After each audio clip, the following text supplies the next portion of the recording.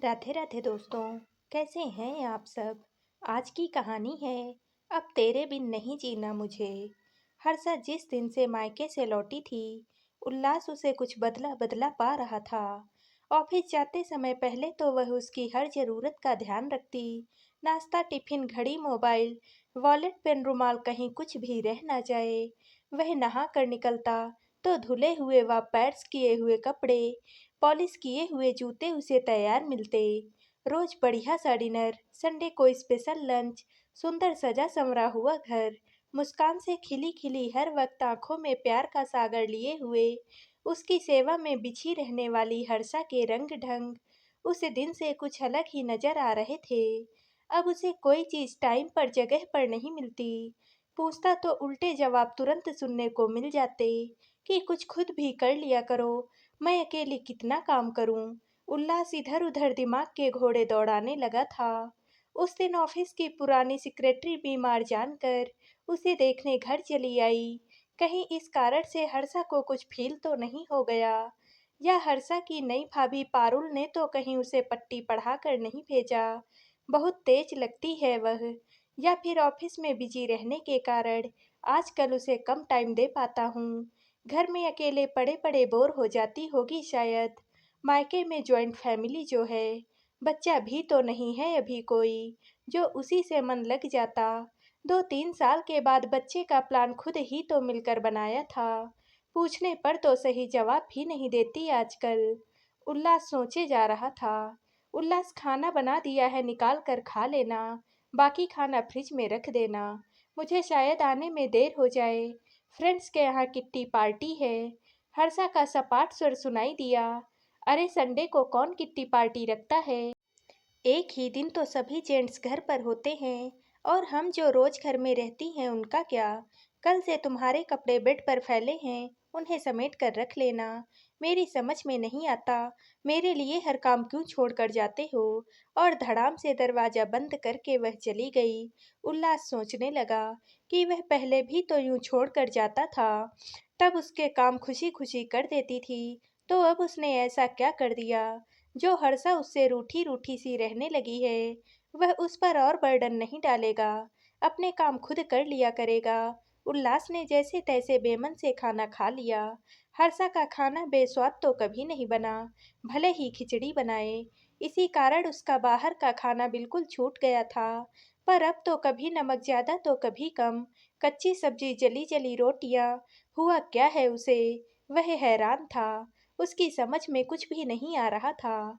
फिर मन ही मन बुदबुदाया कि चल बेटा, हॉस्टल डेज याद कर और आज कुछ बना डाल हर्षा को खुश करने के लिए। जब तक वह घर लौटे, बढ़िया सा तैयार डिनर उसके लिए। हमेशा वही बनाती है, उसे भी तो कभी कुछ करना चाहिए।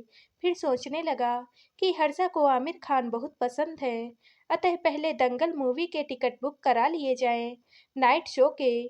फिर ऑनलाइन टिकट बुक किए, दोनों की पसंद का खाना भी तैयार किया।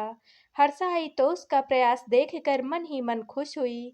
करी को थोड़ा सा ठीक किया, पर बाहर जाहिर नहीं होने दिया। यही तो सोचने लगी थी कि उल्लास किसी भी बात के लिए उस पर निर्भर ना रहे। डिनर भी चुपचाप हो गया। मूवी में भी हर्षा चुप चुप सी रही। उसकी चुप्पी उल्लास को अखड़ने लगी थी। अतः बोला, कोई बात है हर्षा तो मुझे बताओ, मुझसे कुछ गलत हो गया, या मेरा साथ तुम्हें अब अच्छा नहीं लगता। जब तुम हिंदी मूवी पसंद नहीं करते हो, तो मेरी पसंद के टिकट नहीं लाने चाहिए थे। प्रत्युष और धनंजय को लेकर अच्छा होता, कोई अपनी पसंद की इंग्लिश मूवी एंजॉय करते।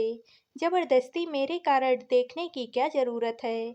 उल्लास देखता रह गया कि जो हर्षा रात दिन उसे दोस्तों के साथ ना जाने और अपने साथ ही हिंदी मूवी देखने की जिद करती थी, वही आज उल्टी बात कर रही है। क्यों उससे कट रही है हर्षा। क्या किसी और के लिए दिल में जगह बना ली है। फिर उसने सिर झटका कि वह ऐसा सोच भी कैसे सकता है। उसे दीवानों की तरह चाहने वाली हर्षा ऐसा कभी नहीं कर सकती। वह चाहती है ना कि वह अपने सारे काम खुद से करे, तो करेगा, तब तो वह खुश होगी, उसे पहले वाली हर्षा मिल जाएगी।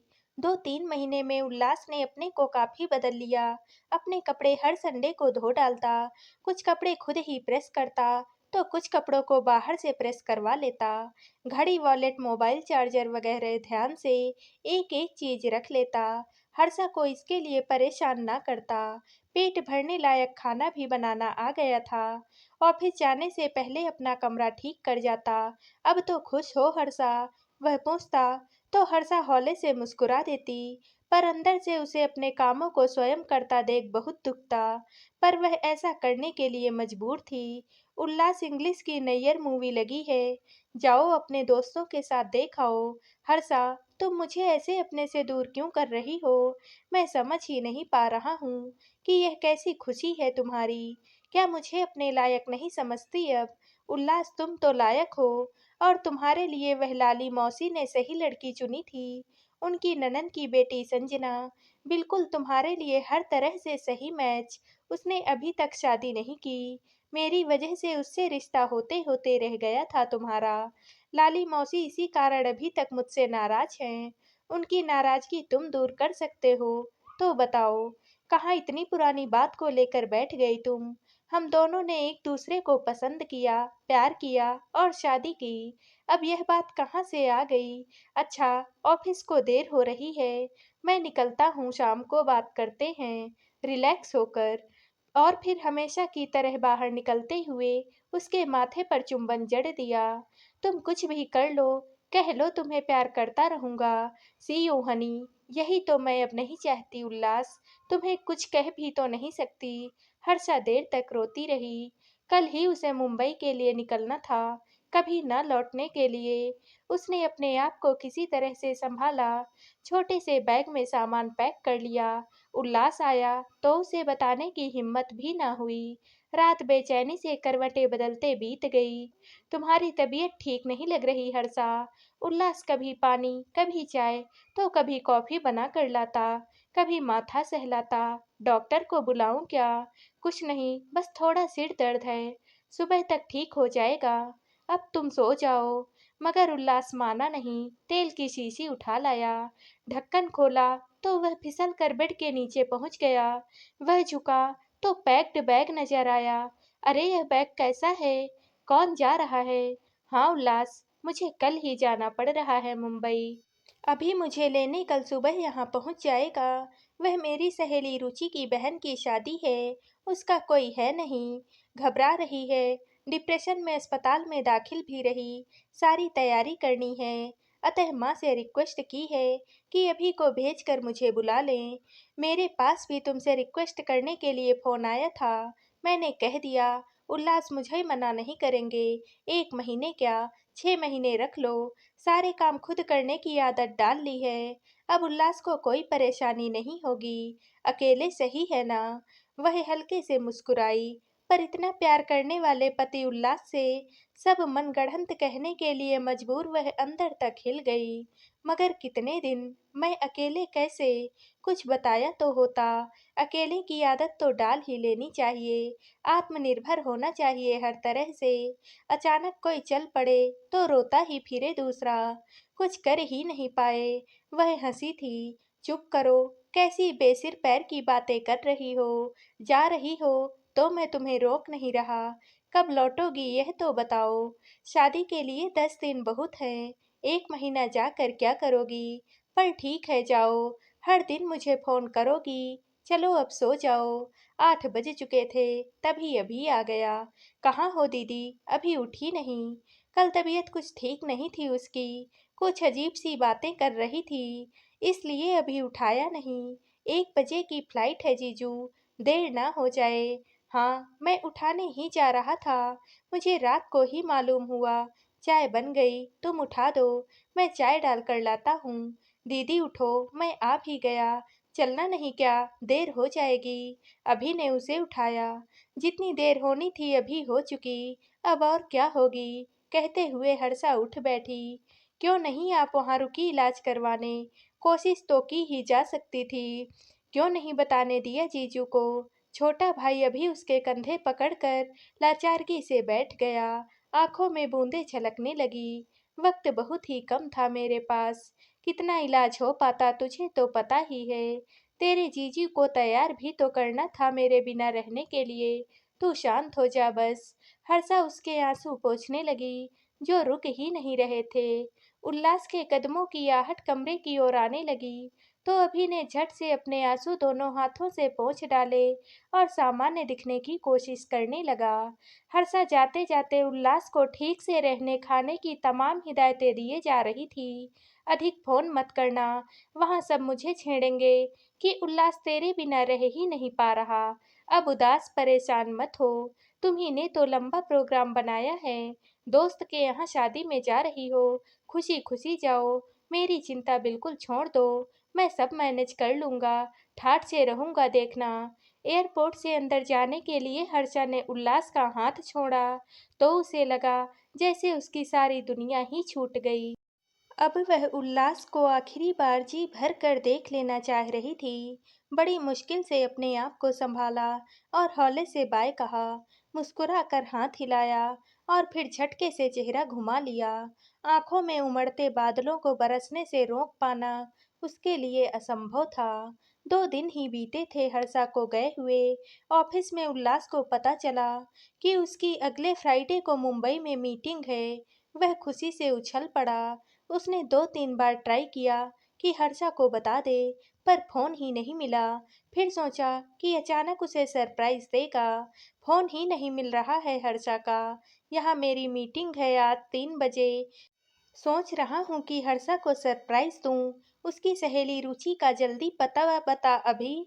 अभी उसे हैरान और परेशान सा देख रहा था। जीजू आप, उसने पैर छुए। मैं वहीं जा रहा हूँ, आइए। 1 मिनट रुको, अंदर अम्मा जी से तो मिल लूँ। सब वहीं हैं जीजू, वह धीरे से बोला। कहाँ खोया है तू? लगता है तेरी भी जल्दी शादी करनी पड़ेगी। उल्लास अकेले ही बोले जा रहा था। अरे कहाँ ले आया तू टाटा मेमोरियल? कौन है यहाँ? कुछ तो बोल। अभी कहीं हर्षा? वह आशंका से व्याकुल हो उठा। अभी बिना कुछ बोले ही उसका हाथ पकड़कर सीधे हर्षा के पास ले आया। सॉरी दीदी, मैं आपको दिया प्रॉमिस पूरा नहीं कर पाया। और फिर फूट फूट कर रो पड़ा। दिल से ना चाहते हुए भी हर्षा की आंखें जैसे उल्लास का ही इंतजार कर रही थी। मानो आंखें कह रही हों, तुम्हें देख अब तसल्ली से जा सकूंगी। उल्लास के हाथ को कसकर थामे उसकी हथेलियों की पकड़ ढीली पड़ने लगी। वह बेसुध हो गई। हर्षा, हर्षा, तुम्हें कुछ नहीं होने दूंगा। तुमने मुझे क्यों नहीं पता लगने दिया? डॉक्टर, सिस्टर, आप बाहर आइए प्लीज। हिम्मत से काम लीजिए। मैंने इन्हें 2-3 महीने पहले ही बता दिया था। बहुत लेट आए थे। कैंसर की लास्ट स्टेज थी। अब कुछ भी नहीं हो सकता। ऐसे कैसे कह सकते हैं डॉक्टर? आप लोग नहीं कर पा रहे यह बात और है। मैं अमेरिका ले जाऊंगा। फौरन डिस्चार्ज कर दीजिए। मैं तुम्हें कुछ भी नहीं होने दूंगा। हर समय अभी आया और वह बाहर भागा। जी जान लगाकर उल्लास ने आनन फानन में अमेरिका जाने की भी व्यवस्था कर ली। 2 दिन बाद वह हर्षा को लेकर लुफ्थांसा विमान में इसी उम्मीद की उड़ान भर रहा था कि तेरे बिन नहीं जीना मुझे हर्षा, उसने उसके कानों में धीरे से कहा और हमेशा की तरह उसके माथे पर चुंबन अंकित कर दिया, परंतु इस बार वह आंसुओं में भीगा था। तो दोस्तों, आप सबको ये कहानी कैसी लगी? कमेंट करके ज़रूर बताइएगा और वीडियो को लाइक व शेयर कीजिएगा। दोस्तों, अगर आप इस चैनल पर नए हैं और अब तक आपने हमारे चैनल को सब्सक्राइब नहीं किया है, तो प्लीज़ चैनल को सब्सक्राइब कर लीजिएगा। कल मिलते हैं एक और नई कहानी के साथ। आप सभी का बहुत बहुत धन्यवाद।